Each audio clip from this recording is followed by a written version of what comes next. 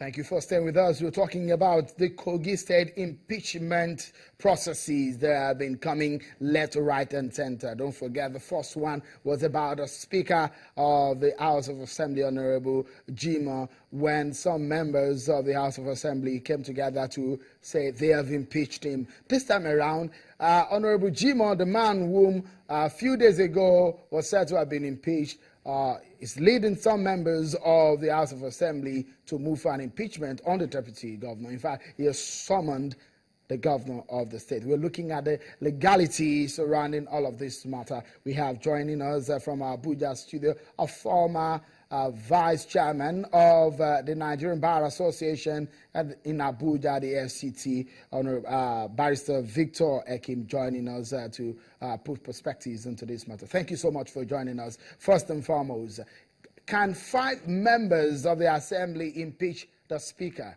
of the State Assembly?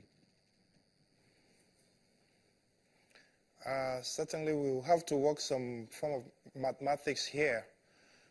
Section 96 of the Constitution states that the business of the State House of Assembly shall be carried out when you have at least 1/3 of the membership of the State House of Assembly present. Now, in this case, we have 20 members constituting the Kogi State House of Assembly. So, to carry out a valid business of that State House of Assembly, qua impeachment, you must have 1/3 of 20. And then that brings us to a mathematical quagmire of what will constitute 1/3 of 20. Now you'll be talking about 6 point certain fractions. So with that computation, I think we're already facing a brick wall with the issue of that impeachment. Besides, there have been a plethora of cases that have gone as far as the Supreme Court. Dapialong against Dariye, Adeleke's case, where the Supreme Court has stated that the minority, especially where it does not meet the requirements of the law, cannot actually carry out the business of impeachment. And this is keeping in view the fact that impeachment is a very serious business. It is a criminal trial of a political office holder before a political court. All right. And so, being a serious business, being a constitutional issue, you must comply with each and every step as specified in the Constitution of the Federal Republic of Nigeria, 1999, as amended. All right. Let me quickly get your thoughts on what could have led, or what are the provisional or the constitutional reasons that can necessitate an impeachment of the Speaker, who is the leader of the legislative arm in a state? It must be some issue of gross misconduct. Not every flimsy issue can be a pretext for impeachment. But what could be termed? The law has stated what could be termed those issues that could. Okay, sure. I'll wait for your question. All right. I'm wondering, because we've had so many reasons, so many issues tagged or put around, pegged around the issue of gross misconduct. What are there specifics on what could have been termed gross misconduct?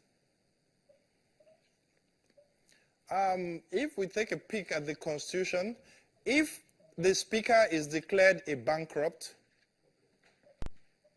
by a competent court, then that becomes an issue for impeachment.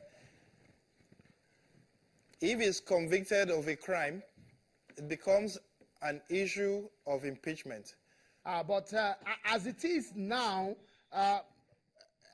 Barrister Ezim, if you look at what is happening on the ground, what can you make out of this in the legal sense?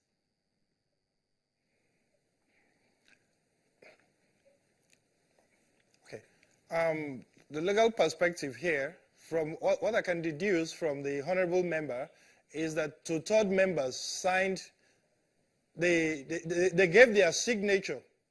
But at the point when they sat to transact the business, he did not confirm whether they had two-third in the House at the time.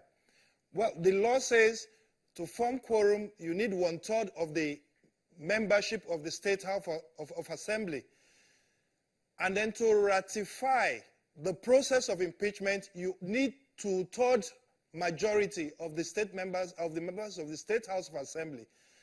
Now, I can see from the available facts that they did not have quorum to even commence the business of the day of the alleged impeachment, and then they also did not have 2/3 majority at that sitting where the impeachment proceedings took place.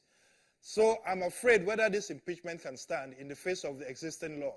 All right, Mr. Akim, tell me, because you talked about the fact that there is an immunity which the deputy governor also enjoys, same as the governor. But in this sense now, what do you make of the impeachment threat over the deputy governor and the summons that the governor too has been given to appear before the Honorable Jimoh faction of the House of Assembly? With respect to impeachment of a state governor or the deputy governor, it's a different kettle of fish entirely.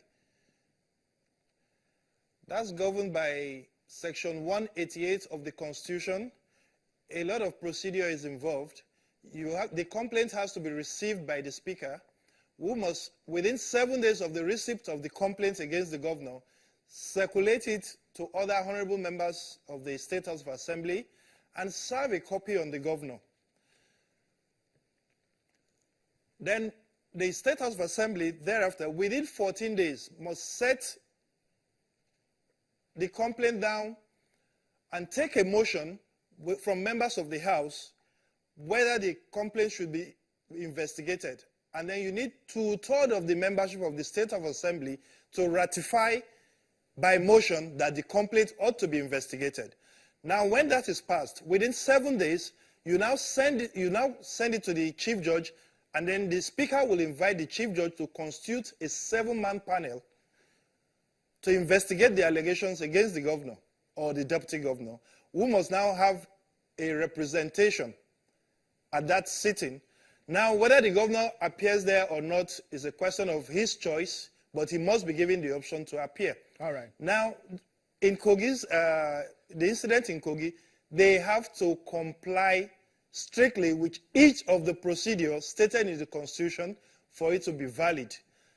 Now, if they do not meet that, then they are just going on a frolic of their own. All right. Because the Constitution is strict. Okay. And the courts have interpreted these provisions in the case in Dapialong against Darie, in Inokoju and Adeleke. The Supreme Court has dealt with the issue, and it's now clear. All right.